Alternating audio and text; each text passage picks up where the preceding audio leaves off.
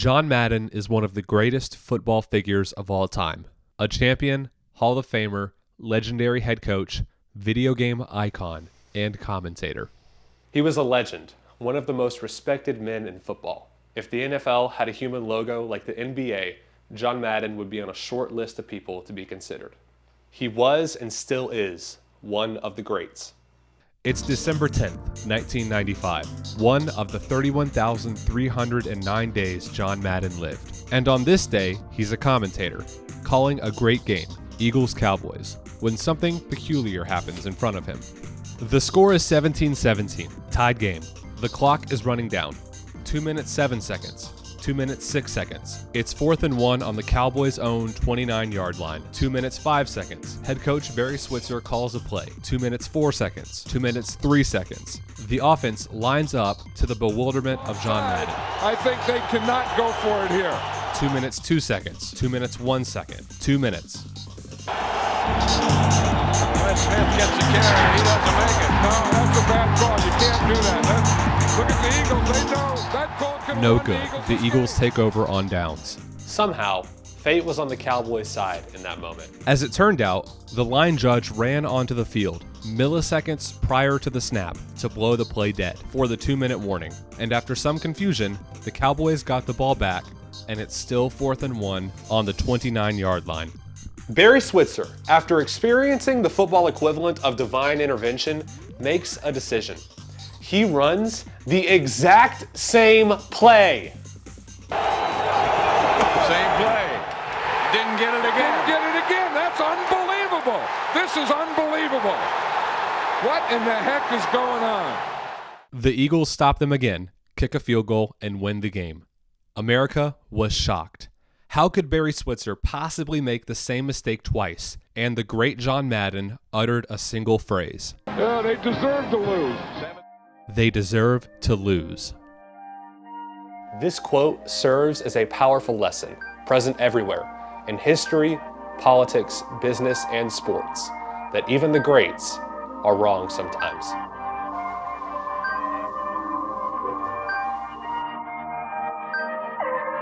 One thing I'm not is scared. Hey, let's go for it. I was going for the win. I never want to look back and say, man, I wish I'd gone for it. We're going 4 downs all the way up and down the field. I know that the quickest way to win a game is to score touchdowns, not field goals. Come on, Philly. Philly special. Ready?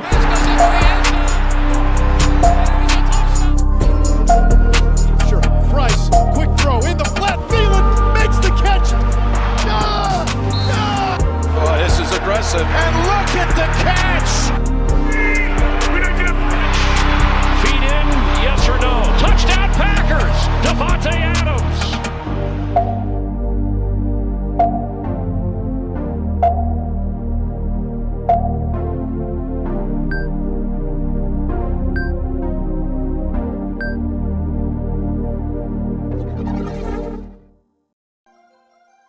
Barry Switzer is one of the greatest football coaches of all time. He's one of 3 coaches to win a Super Bowl and a national championship. He's a well-respected and very accomplished man. However, if you were to go on YouTube and search something along the lines of, I don't know, the dumbest play in NFL history, this play, the play we just watched, the play that they deserve to lose. Those naive to football might ask, how can someone who never puts on a helmet have so much impact on the field?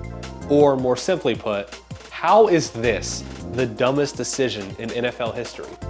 Like any game, football is a game of strategy. When your team has the ball, you have 4 chances or downs to travel 10 yards. Sorry, I know this is boring. I know. I just got to make sure we're all on the same page here. If you make it those 10 yards, you get a fresh set of downs. If you don't, then your opponent gets the ball where you had it last.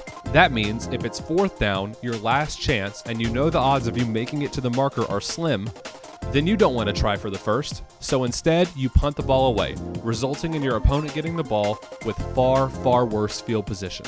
And so, for 50 years, 4th down was just that, a formality, the down you used to punt the ball away. Football was a 3-down sport. And so, Derek Ruff's argument is that the decision to not punt on 4th down 2 times in a row after dodging your first failure on a technicality is the dumbest play in NFL history. It's why John Madden said they deserved to lose. It's like, imagine you just got pulled over for speeding, and you just barely managed to sweet talk the cop out of giving you a ticket. And then you start speeding again, and then you get pulled over again. We're not gonna have sympathy for you. This mentality surrounding 4th down lasted over 50 years. After the game, Barry stood by his decision, and the media assaulted him for it. I guess we just couldn't see what Barry saw. A light at the end of the tunnel. How many of y'all with the West Coast?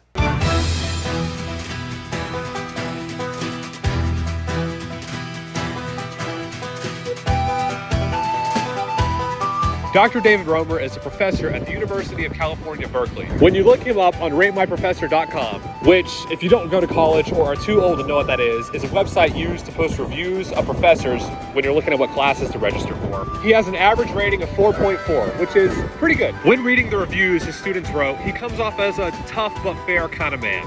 And his lectures can be a little boring at times, quote, apathetic. But there's no denying the passion and intelligence Dr. Romer has for his studies. He is a very smart and intellectual man. Also, I'm not in California. I'm in Wilmington, North Carolina. We don't really have the budget for that. Yeah. Okay. Dr. Romer is a smart man, but he has nothing to do with football. He never played, never coached. Hell, I don't know if he's ever even attended a game. The man in football would be completely oxymoronic, if not for a single paper he wrote titled Do Firms Maximize? Which in 2005 somehow ended up on the desk of Bill Belichick, the greatest football coach of all time. Do Firms Maximize is a 43-page scientific analysis. I'm gonna stop you right there, Aiden. Here is all you need to know. A team facing 4th and goal within 5 yards of the end zone is better off, on average, trying for a touchdown. At midfield, on average, there's an argument to go for any 4th down within 5 yards of the first down. And even on its own 10-yard line, 90 yards from the end zone, a team within 3 yards of a first down is marginally better off, on average, going for it. Maybe it was an under-the-table deal or a wife's friend of a friend, or Romer slipped it into Bill's mailbox in the middle of the night. But somehow, some way, it was reported that Bill Belichick read and even agreed with his findings, saying, quote, the percentages add up, and what it really comes down to is confidence. Other coaches, however, scoffed at the paper, with the biggest dissent coming from Hall of Fame Steelers coach Bill Cowher. Quote, it's easy to sit there and apply a formula, but not the easiest thing to do on a Sunday. And going so far to say that, quote, if we all listen to the professor, we may all be looking for professor jobs. Now, I'm not Bill Belichick. I have no idea how that man operates. But I'd like to think that Dr. Romer's paper just sat in the back of his mind for a while, lying there, dormant, until one fateful night. November 15th, 2009, in a regular season matchup between the Colts and Patriots, also known as the greatest regular season game of all time.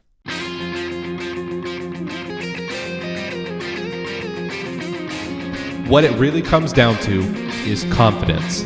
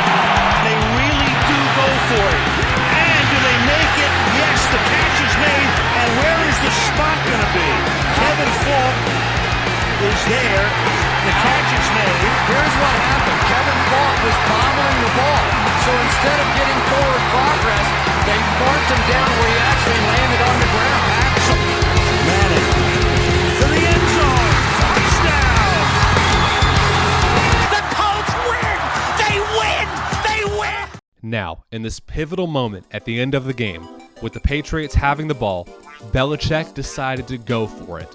Up by 6 on his own 28, and the Patriots lost the game. America was baffled. 22 million people saw this game live. It was another classic Manning versus Brady. And for it to end like that, everyone was pissed at Belichick. Rodney Harrison called it the worst coaching decision ever. Tony Bruschi said it would have made his blood boil. It made no sense. And suddenly, Belichick was America's most wanted. This play put the fourth down conversion in the national spotlight. Now, all of a sudden, everyone was asking whether or not to go for it. During this national debate, a chart begins to circulate around NFL circles, termed by this man Brian Burke as analytics, who on his LinkedIn page says he solved the fourth down problem. Well, aren't you a special snowflake? Anyways, the numbers and the data both backed up Belichick's decision.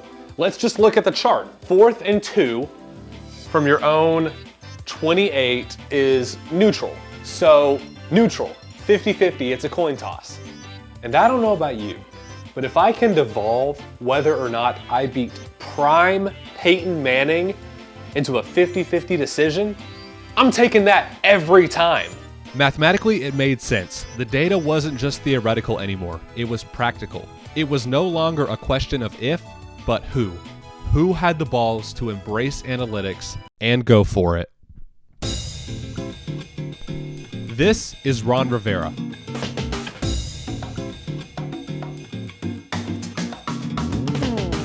Ron is the definition of a football man. Ron was an All-American linebacker in college for Cal and played 9 seasons in the NFL, all for the Chicago Bears, who he won a Super Bowl with. Yes, that Bears team. After retiring in 1992, he spent the next 20 years working his way up the coaching ranks until he got his first big break, hired as head coach of the Carolina Panthers. And he sucked. In his first 2 years, he went 13-19 and missed the playoffs both times. Rivera was criticized a lot for his conservative decision-making, with the smoking gun being his 2-14 record in one-score games. Just pathetic. Entering his 3rd season as head coach, his back was against the wall. He had started 0-2, he was on the hot seat, and he didn't know what to do. You see, up until this point, the story of the fourth down conversion has been a loosely connected plot of isolated incidents, moments in time that really have nothing to do with one another, outside of the conjecture of being related to fourth downs. That is, until now. Unbeknownst to anyone, after losing week 4 in painful fashion, Rivera knew it was now or never, and he called up an old friend for some advice, maybe the wisest man in the world when it came to football. A legend, a man I called great. John Madden.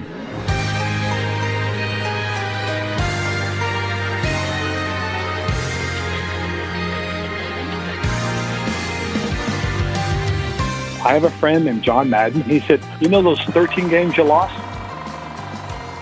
I said, yeah. He said, go back and look at those games and think about what you could have done differently.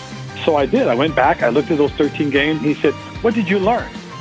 Well, I said, the biggest thing I learned is I went by the book. He said, you went by the book. What book? He goes, Ron, forget this book. To go by your gut instinct. You played enough football. You coached enough football to go by your gut. Go by how the game feels. Do those things. So the next week we're playing the Giants at home. In our first series, okay, we were 0-2 at that time. In our first series, I go for it twice on fourth down. Both times we convert and score the touchdown. Boy, Ron Rivera, he went for it. He was gambling like a riverboat gambler. I'm sure at some point, Ron Rivera probably had a conversation with his good friend Doug Peterson about this new fourth down boom. And, well, we all know where this is going from here. Let's get inside the game. And it's Trey Burton who throws caught. Foles, touchdown. And that was it, the most famous fourth down conversion of all time. The power of the conversion is truly upon us now, but with great power comes great responsibility. In my opinion, you cannot talk about the history of the fourth down conversion without talking about Brandon Staley. Nowadays, he's a laughingstock, the moniker of what not to do as a head coach. Staley's Chargers were plagued with embarrassment, toxicity, dysfunction, and stupidity. all of which was prevalent in his approach to fourth downs. Thursday Night Football against the Chiefs. Went for it 3 times in the red zone, failed every time, lost in overtime. January 9th, 2022 against the Raiders. 4th and 1 on his own 18-yard line, went for it and lost the game. October 9th, 2022. In Cleveland, goes for it on 4th and 2, tied with 1 minute left instead of punting. Fails, Chargers lose, star receiver Keenan Allen is furious. September 24th, 2023. Up by 4 in Minnesota, goes for it on his own 24-yard line, handed the ball to the Vikings in the red zone. I know that the quickest way to win a game is to score touchdowns, not field goals. Analytics will tell you that these were all good decisions and that Staley just got really unlucky. But the fact is, that's not how football works. It isn't based on probabilities, it's based on outcomes. And the fact is, Staley lost. So you can stop asking that question. The Chargers were a deeply flawed roster, and more often than not in those games, the players on their side of the ball were worse than the players on the opposing side. Analytics can't account for that. Analytics also can't account for matchups, injuries, fatigue, and conditions, among other things. That's where the analytical guy goes, hey, Coach Gooden, go for it right here, go for it. I'm like, okay.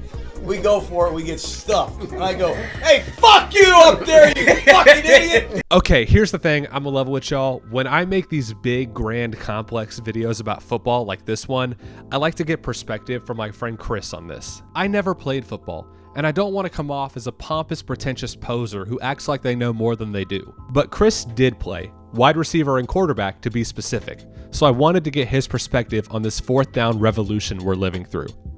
Now, don't get me wrong, I use data all day, and it helps a lot with decision making. But analyzing quality is extremely important. Data may only get you so far, because it's impossible to quantify everything, like personnel, time left, field positioning, matchups, fatigue, and so on. That's why it's optimization and not perfection.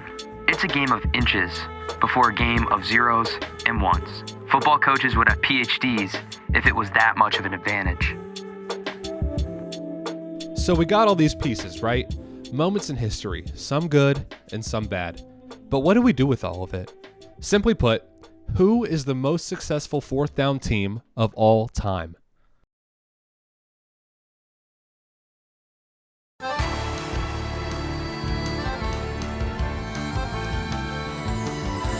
The 2024 Washington Commanders were easily the most prolific 4th down team of all time. Last year, the Commanders had a 4th down conversion rate of 87%. That is insane. For reference, that's 17% higher than the 2024 Eagles, who, if you recall, had a 4th down play with a 100% success rate. Here's a fancy little graphic Chris generated, plotting a team's 4th down conversion percentage against their number of wins. And here, you see an obvious correlation. The NFL teams that win the most are also the teams that convert the most 4th downs. Bam, there it is. A specific positive correlation between the analytics revolution and winning. So shut the hell up, Gruden. Of course, the Commanders aren't succeeding just because of their 4th down mentality. They do have Jayden Daniels after all, but it certainly doesn't hurt. Contrary to what the title of this video might say, this isn't the entire history of the 4th down conversion. It's just the highlights.